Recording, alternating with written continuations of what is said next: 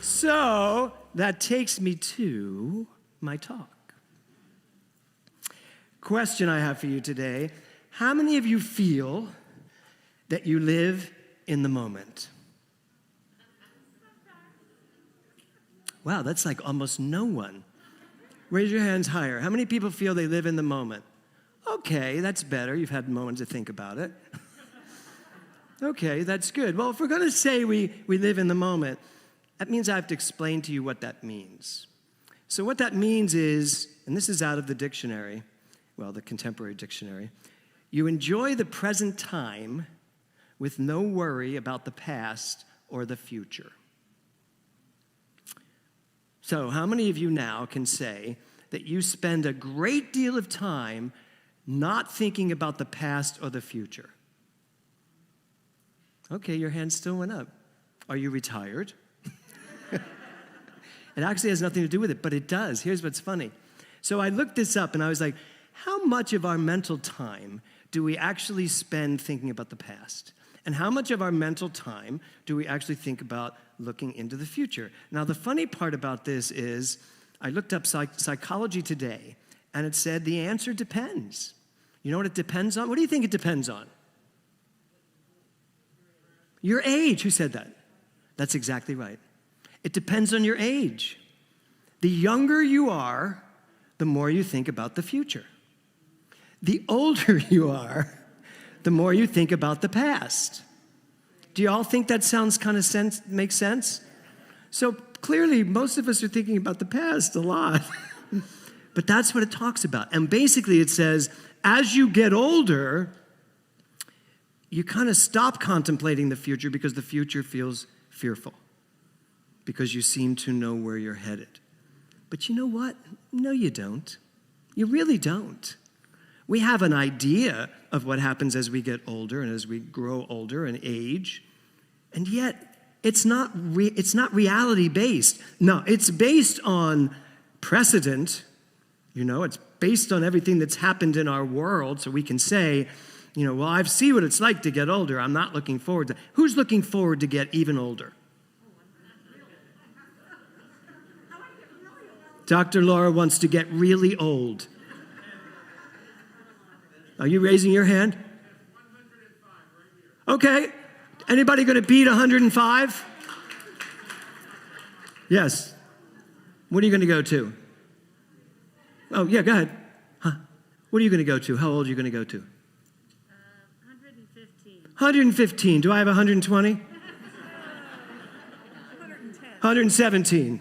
Anybody else? 118? I'll do it. She's like, I'll do it. 118? Okay. Anybody 120?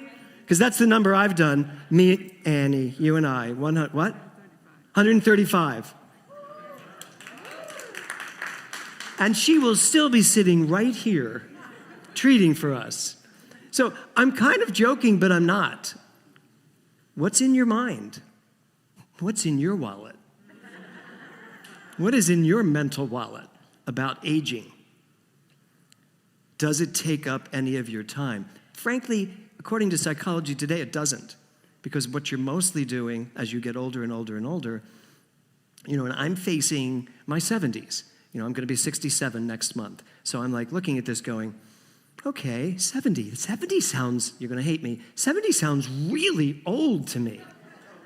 Does anybody, who's over 70? And now I've lost you all. Okay, good. So 70, I'm being really honest here. 70 sounds really old to me. Einstein said this: time is relative to our point of reference. Time is relative to our point of reference. And that's really what I want to talk about today. Why you think the way you do and what your thinking is doing to you. And so if we're going to live in the moment, we're actually going to have to be willing to get rid of our perspectives. We're going to have to be willing to get rid of certain things that are holding us in place. So how many of you know what an AEP is? I know you do. We've been taking classes. Tell me what it is. AEP. She said automatic dating process. No, I know you said automatic data processing. I like automatic dating process better. But an AEP is an already established premise. Y'all got them, Don Hill, you've got lots. Already established premises. That means you have decided what you believe about what. Already established premises. We live with these already established premises. In fact, your already established premises is the funnel by which all of your beliefs move through.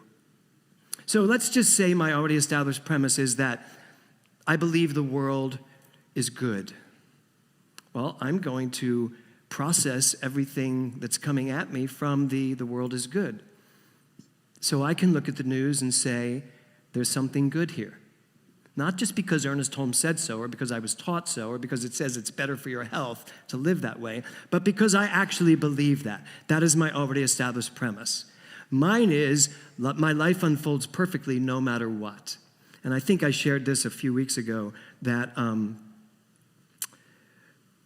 when my daughter passed away, and her birthday was just this weekend, when my daughter passed away, I got a message on Facebook saying, well, there goes your, and I don't think it was meant meanly, who would be mean to someone who just lost their daughter.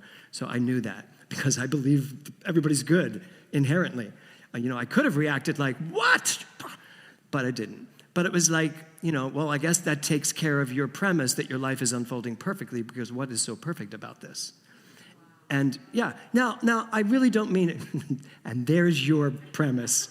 I hate people who say that. No, so I got up on stage that Sunday and just said, I want to be very clear. It has not shaken it.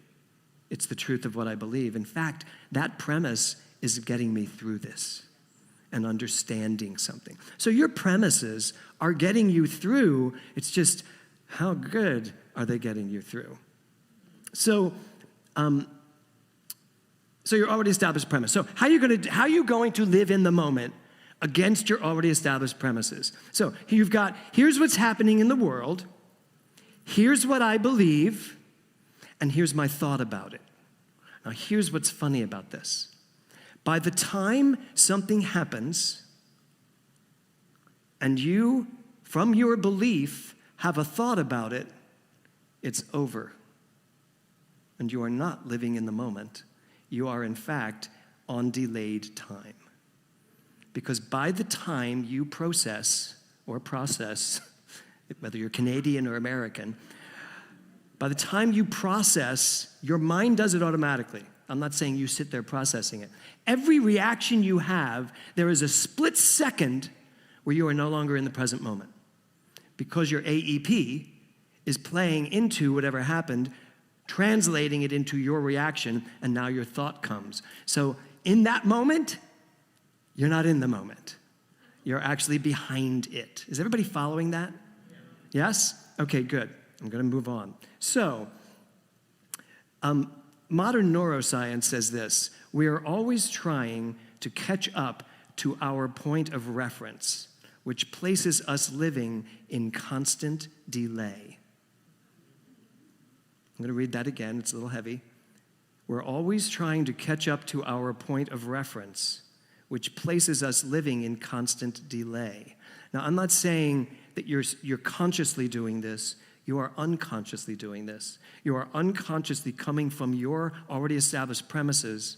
Those beliefs are translating what's coming in, and now you are giving your reaction to it, acting again from these beliefs.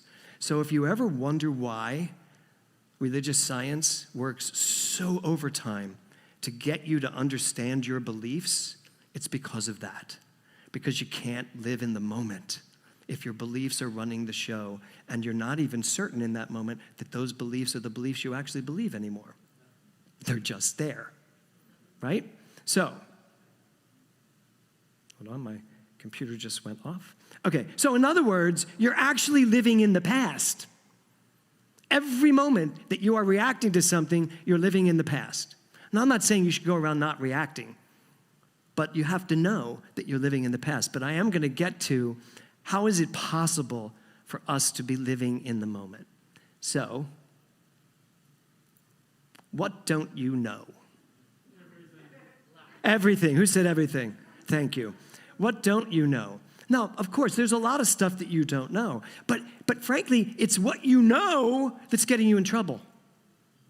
And here's what's so funny. As a practitioner, I was taught by the brilliant Dr. David Walker, to start my treatments with, here's what I know. But the minute I say, here's what I know, I don't know it anymore because I'm delayed. So for all you practitioners that start with, here's what I know, do you? Do you really know that as you're saying your word, or has that been changed momentarily? And are you only knowing that because of what your beliefs are? Here's what I know. I'm not saying that I don't know things, just FYI. I do know things, but am I willing to unknow things? What don't you know? And there's a wonderful lyric in the song where this comes from. So I just let go of what I know I don't know. Think about that for a second. Let go of what you know you don't know. How many of you know neuroscience back and forth, upwards and downwards? How many of you know quantum? I know you do, Candace. No one else. How many of you know quantum physics like the back of your hand? I know you do, Candace. Yes.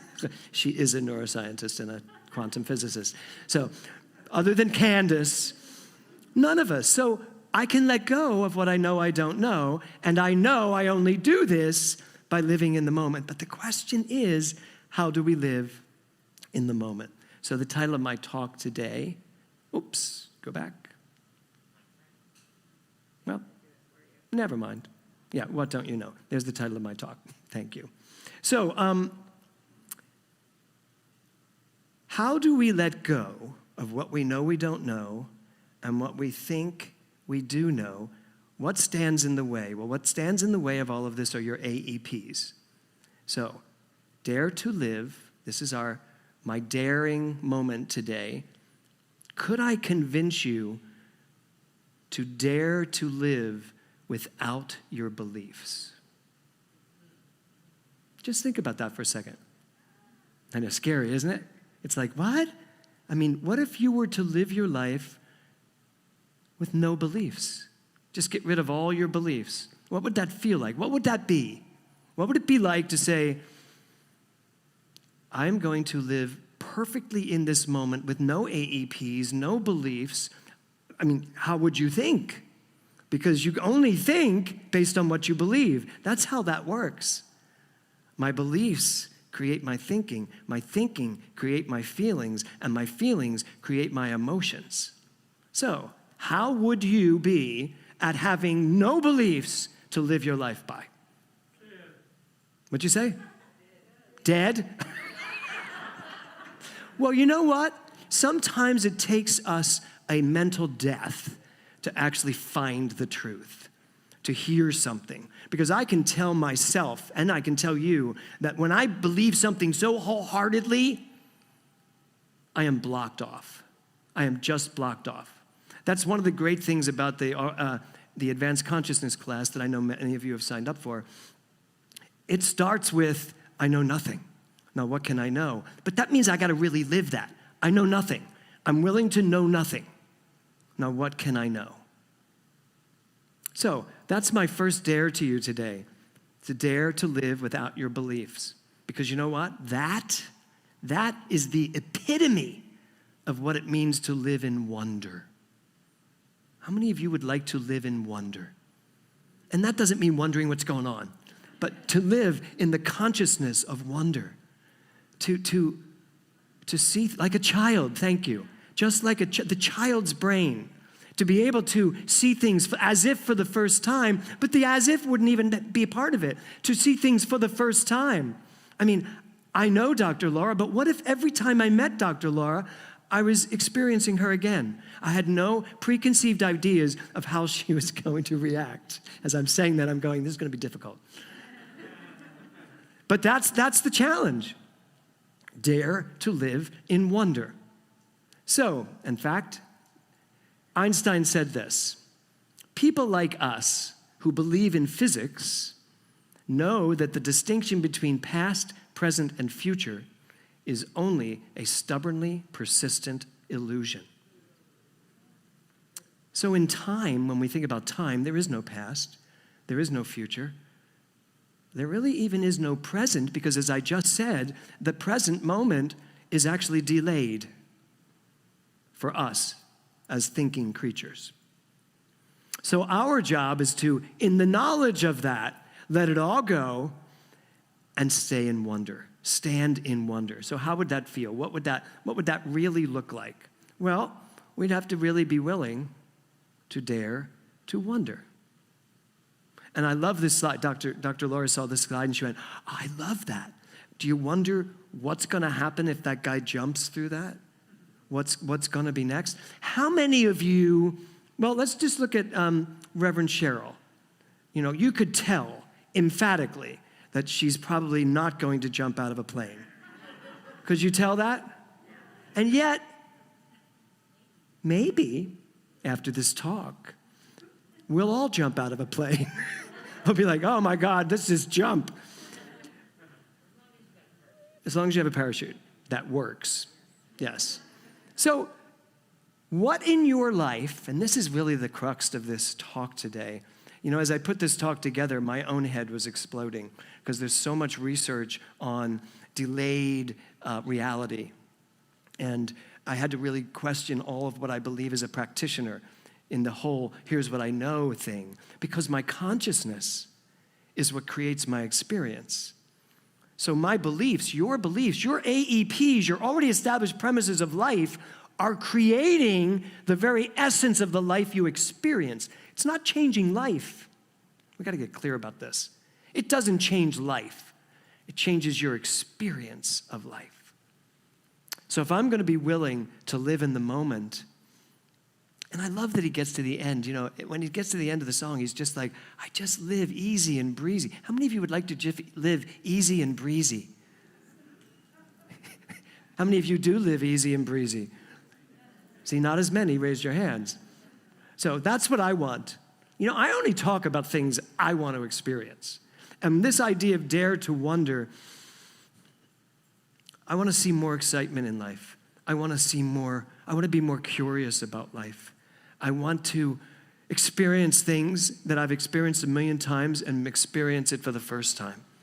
I want to experience my marriage in a new way.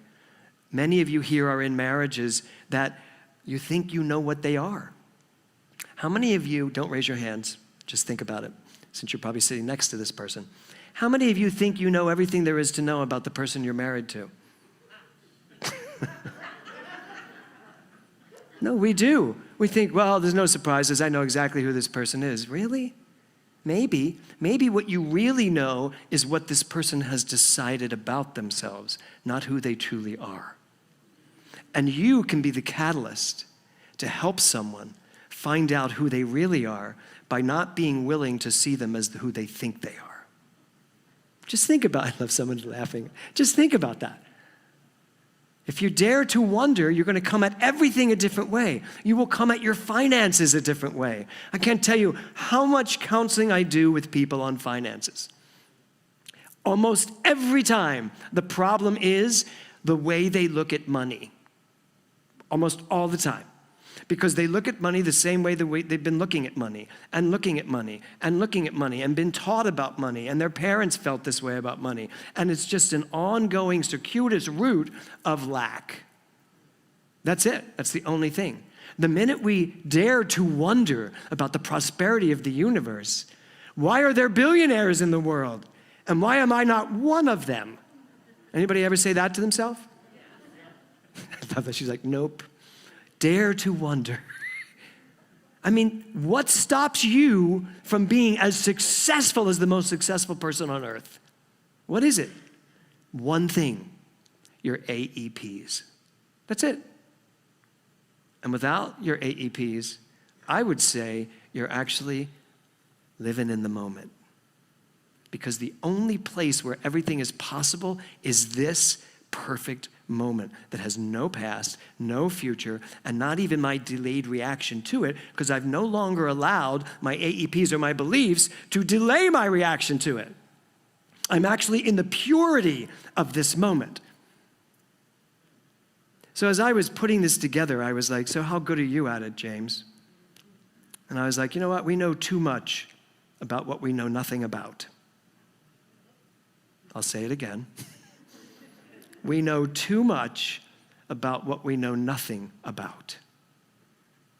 We have defined this world. We've defined ourselves. We've defined religion, spirituality. We have defined everything to the point where we defined ourselves into a box because we think we know so much. Here's what I know. And as I am knowing this, the quantum world is zooming ahead of me.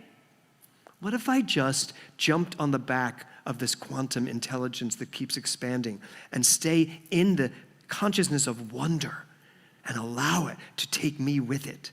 And if it changes, I will change. And if it turns back again, I will turn back again. I love that line in the song where he says, I can't live my life looking backwards. So I would love to disabuse any of you who are still spending any time in your life looking backwards with the woulda, shoulda, couldas. I love when he says that. I can't live my life looking backwards. I've tried many times, and I just find myself saying, I've been denied of the life I was searching for. But then he says, but then I spun around, and I hurt no more because I'm living in the moment. That has no power over me. That cannot affect me anymore. So I would like to think that we can all take the time to let go of what we think we know. Dare to wonder, and we might just be living in the moment. And it's not just about being present, because here's the deal. I could have given this whole talk about being present, and in fact, in the beginning of the week, that's where I was. I was going to give a talk today about living in the moment the way I understood it, which was being present. And I could talk to you about meditation. I could talk to you about contemplation. I could talk to you about staying conscious and awake. I could do all of that because I know all of that. And yet, everything I know about all of that needs some revising. Actually, it needs me to let go of it so I can know something else. And when I did that, around Thursday or Friday, I realized the talk needed to be something very different. It needed to take us to a place of understanding that living in the moment is about letting go of our AEPs, our already established premises, even mine. And I asked myself, I said, so if you're going to let go of my life unfolds perfectly, are you going to start thinking it's not unfolding perfectly? I went, I don't know. Do you have conversations like that with yourself? So, I don't know. Well, really? And I was like, I don't know, maybe I am. Maybe I'm going to see something and go, that's not perfect. My life is not unfolding perfectly. What are you going to do about it? And I was like, wow, I got goosebumps thinking about that. You know, it's like, okay, I'm willing to. We get too cavalier in what we think we know. I mean, I left Catholicism because I was done buying beliefs that didn't work for me. I just was done.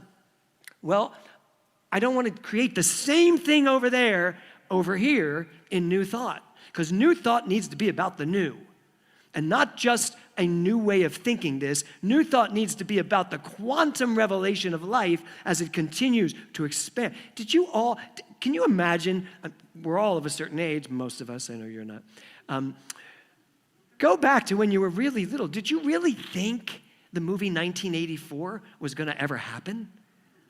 Wasn't it? Or Star Trek, when you would watch Star Trek. But you know what? We're getting close. We're getting really close to beaming ourselves up, Scotty. So it's not that it's not going to happen. It's that it's on a journey. We're all on this journey. But we can't be on the journey if we're sitting back saying, no, this is what I know. This is what it is. We're like that person, like with their feet in the dirt, and people are trying to pull you, and you're like, or like my dog that is like that on a walk. So are you all ready to join me in just blowing all of this up, letting go of beliefs that you even think are serving you, just to dare to wonder what would happen if? Who would like to try that with me? Great. And if you feel like, I'm not really there yet, that's okay.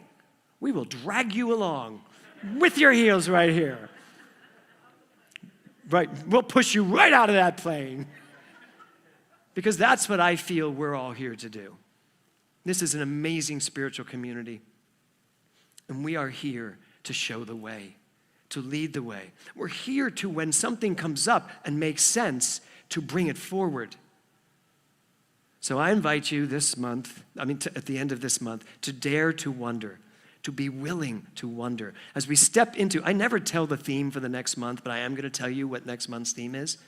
Because next month's theme comes right on the heels of this. Because this is my last talk in this month here. Next week you get Dr. Jim Lockhart, who's coming in to give a speak. He's flying in from Paris to give a talk here. And he is like Mr. Quantum mental physicist. Next month our theme is going to be question. Question everything. So we're going to go right from this idea of wonder to being willing to live the question. So, dare to wonder, dare to live in the moment, dare to let go of your beliefs, your AEPs, dare to step out of this delayed life reaction. And every time you feel a reaction coming up, ask it what it is. And I mean like that quick. It's like somebody says something. Did you ever hear yourself? Somebody says something and you're like, and you just want to react? It's not you. It's your beliefs. It's your already established premises of life. That's what's causing that instant reaction. Not so instant. You're still delayed.